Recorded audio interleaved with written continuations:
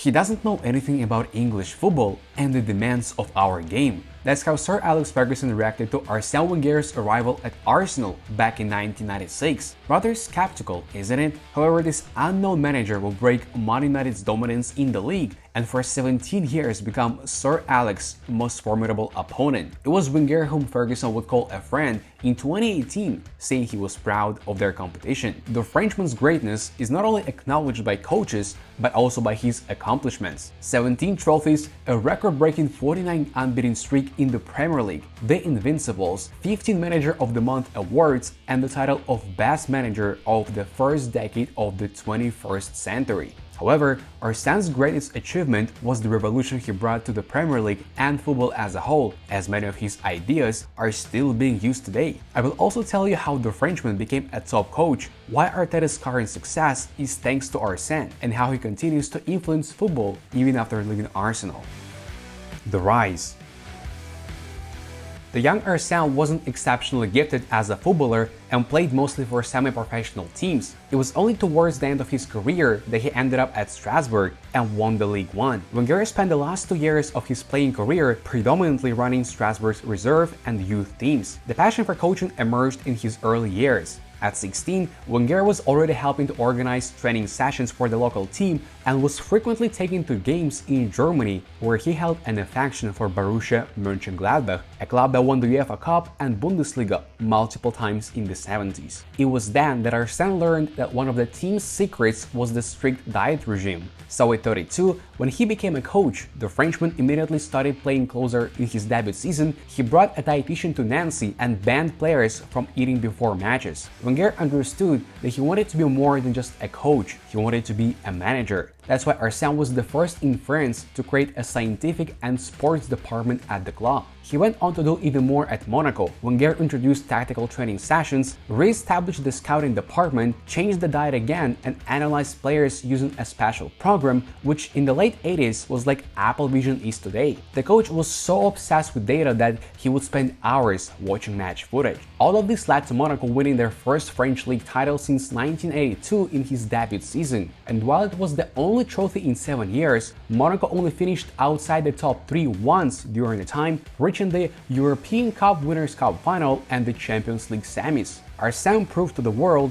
that he can compete for trophies even with limited resources, and he also had a remarkable talent for developing players. He brought future Ballon d'Or winner George Weah from Cameroon, found Lilian Thuram in an amateur club, and gave debuts to Emmanuel Petit and Thierry Henry from the youth team. In the summer of 1994, Wenger was denied a move to Bayern Munich, and in September, after a disastrous start to the season, he was sacked. Arsene, being incredibly stressed by the corruption scandals in his homeland, decided to move as far away as possible to Japan. He wasn't gonna coach some local money-back team, but the underdog Nagoya Grampus 8. Even in a country with a completely different mentality and culture, Wenger changed everything. Introduced weigh-ins and penalties for being overweight, abolished traditional saunas before matches, even shouted at players for the slightest weakness and said, "Don't look at me to ask what to do with the ball." Are we even talking about the same Wenger we know? All these methods combined with strong motivation to improve led to Nagoya rising from last place to second in just one season, and then winning the Emperor's Cup and Super Cup, after which Wenger received the Best Manager award in the Japanese league. The Frenchman's success didn't go unnoticed, and after 1.5 years, Arsene moved to London. Arsenal got a great manager and their new symbol, while Wenger began to change English football. And the first thing he introduced was bringing foreigners.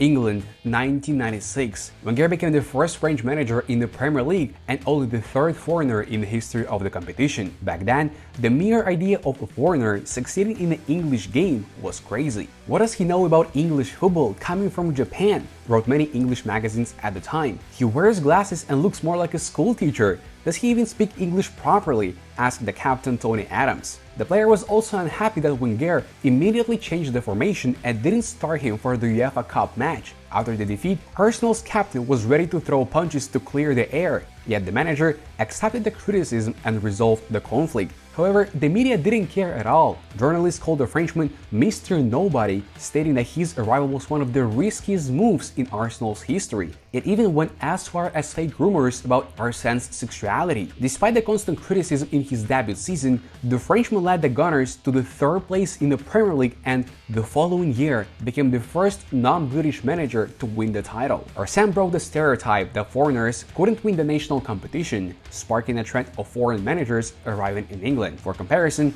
there are only 3 English coaches in the league now and none in the top 6. What's more, an English manager has never won the Premier League. But that was just the beginning. Wenger played a huge role in turning the league into a global brand. More and more foreign players joined English clubs, especially Arsenal. It culminated in 2005 when the Gunners fielded an all-foreign starting 11 against Crystal Palace. That wasn't some kind of revenge against the journalists, but a very pragmatic move. Foreign players simply suited Wenger's style better and were cheaper than the top English ones. Besides, Arsene signed lots of fellow countrymen: Henry, Pires, Vieira, Anelka, Nasri, Giroud, Lacazette, and others. Throughout his career at Arsenal, Wenger brought in over 30 French players, and almost everyone had a significant role in the club. Wenger's trend of using foreign players was picked up by other managers as well, and now a significant portion of the squad in English teams is made up of foreigners. For example, 16 players in Man City's and 21 in Liverpool's squad are from overseas. Moving on to the second part, which is groundbreaking methods. After joining Arsenal, Wenger immediately changed the training process. He emphasized stretching and ball control exercises instead of the grueling training sessions common in England. Arsene relied on science and what a stopwatch told him, not tradition. Another innovation was analyzing stats when choosing new players. Remember the movie Moneyball, where Brad Pitt's character searches for undervalued baseball players and turns them into superstars? Well, Wenger was a pioneer of this approach 20 years ago, setting the trend for the league for decades to come. The Frenchman was nicknamed the Professor for his use of stats and attention to detail. As with the previous teams, Wenger stressed the importance of the health and nutrition of the players. Arsene persuaded the bosses to build a new training center and hired an osteopath and acupuncturist. He banned soda, high-fat foods and sweets, instead emphasizing fish and vegetables. To increase the players' stamina, he asked the chefs to add creatine to the meals. The players grumbled at first, but eventually got used to it and thanked the coach for extending their careers by several seasons. The Frenchman's approach to nutrition was quickly picked up by other Premier League managers. For example, Sam Allardyce changed the diet at Bolton and partially because of that took the modest club to the UEFA Cup. Well, we probably don't need to talk about how obsessed they are with food in the Premier League now. Besides poor nutrition, Wenger tackled another problem: alcohol. The Gunners were drinking a lot and often, especially their famous back four. One of them, Tony Adams, had a serious addiction. Before Arsene's arrival, he was one of the most high-profile recovering alcoholics in the UK, but thanks to the Frenchman's approach, he quit and kept playing for several more seasons. This case shows that Arsene is not only a great coach, but also a good person. He knows how to communicate with players and also how to develop youth. We don't sign superstars, we make them. This phrase shows Wenger's philosophy. The Frenchman understood that Arsenal had a relatively tight budget, so he focused on developing talent. The first significant signing was Patrick Vieira. Although the transfer happened before Arsene's appointment, it is said that he was the one who initiated it. Before moving to London, the midfielder had a futile season at Milan, so spending money on the youngster was risky. However, Wenger saw immense potential in a 20-year-old and immediately made him a starter. And Patrick didn't disappoint, becoming a leader for Arsenal and playing brilliantly in the defensive midfield for 9 years. In his first season, Wenger also signed 17-year-old Nicolas Anelka for €760,000. 3 years later, the striker would become the second top scorer in the Premier League and leave for Real Madrid for a whooping of $35 million in 1999. This means Arsene sold him for 46 times more than he bought him for. And there are many similar cases: Alex Song, Gaël Clichy, Robin van Persie, and Emmanuel Abou. They spent a little over 10 million on all these players who were between 17 and 21 years old at the time of the transfer.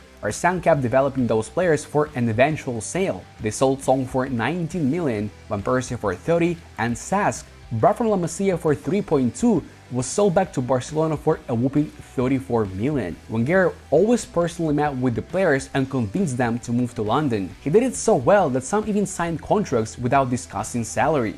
The landmark case is that of Thierry Henry. It was Arsène who helped the 22-year-old Frenchman restart his career after failing at Juventus. Wenger became a second father to Henry, moved him from the left wing to the front, and made him arguably the best player in the history of the Premier League. Throughout 22 seasons at Arsenal, Wenger spent 960 million on transfers, not a huge amount, especially for the Premier League. However, Arsène didn't complain and worked with what he had because a lot depended not only on the players, but also on his new style of play, which is the fourth secret.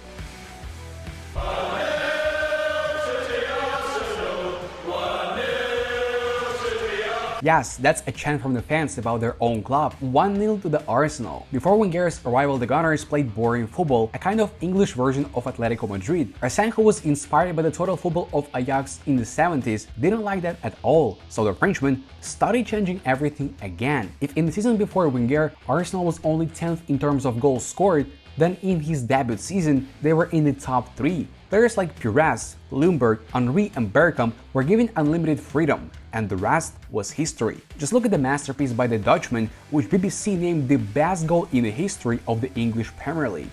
Magnificent!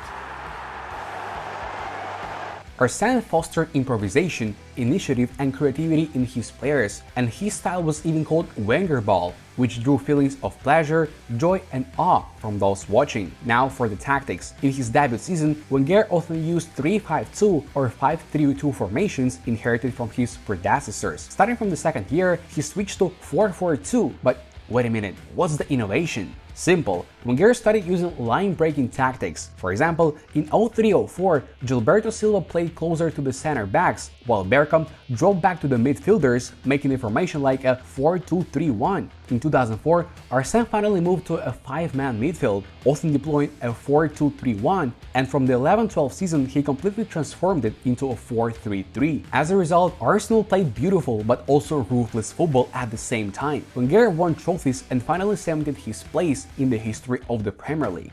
Unique achievements. Before Wenger's arrival, United were the king of the Premier League. In the 4 years of the league's existence, the Red Devils only lost the championship once, and even then, they were only 1 point behind Blackburn, led by the incredible Alan Shearer. However, everything changed with Arsène. In the Frenchman's second season, the Gunners beat the Red Devils 1-0 with a few games to spare, eventually becoming the Premier League champion for the first time, and a few days later also secured a double, winning the FA Cup. In the 01-02 season, after 3 consecutive silver medals, the Gunners won the Premier League. 2 years later, they did the impossible, won the season without a single defeat, earning the title of the Invincibles. Before them, only Preston North End had managed this back in 1889, when the league had 22 matches, not 38. Yet shortly after such a triumph, a period of disappointment began for Wenger and the team as a whole. The club wouldn't be champions again, and instead would be in the history books for all the wrong reasons. A 2-8 thrashing by United, a 6-0 defeat by Chelsea in Arsene's 1000th game, not finishing in the top 4 for the first time in 20 years, missing out on the Champions League, and Wenger out banners. Some believe that Arsène wasn't ready for changes in football, especially in terms of defensive play and tactical adjustments. But that's just one of these problems. Until the opening of the new stadium in 2006, and for several years after that, Wenger had a limited transfer budget. The situation was further complicated by the fact that leading players were leaving the team almost every season. Plus, many went to the richer direct competitors. Van Persie to United, Ashley Cole to Chelsea, and Kolo Touré, Nasri, Clichy, Adebayor, and Sagna to Man City. Even in such conditions, Wenger tried to keep Arsenal afloat. Since their last Premier League title, the team has only missed the top 4 twice, reached the Champions League final, and won the FA Cup and Community Shield 4 times each. It seems that no one could have done better than the Frenchman, given the limited finances. Mikel Arteta once said, "I think Wenger's foundations are in place for future success," and he's 100% correct. Arsène managed 4 of the 6 best players in Arsenal's history and expanded the club's fanbase several times over. In large part thanks to him, the Gunners' bosses built a modern stadium, which a few years after its opening became the most profitable in Europe, and for the past 3 seasons has allowed them to spend over 150 million on transfers. Wenger once admitted that he was afraid of life after football. He is a real fanatic, so even after ending his coaching career, he didn't give up the game. Now he's involved in global development at FIFA and frequently comes up with ideas to improve football. For example, a new way to fix offside or kick-ins instead of throw-ins. Do you think any of these will be implemented? How do you personally remember Arsene Wenger? Write down below. It was a pleasure. Know the ball.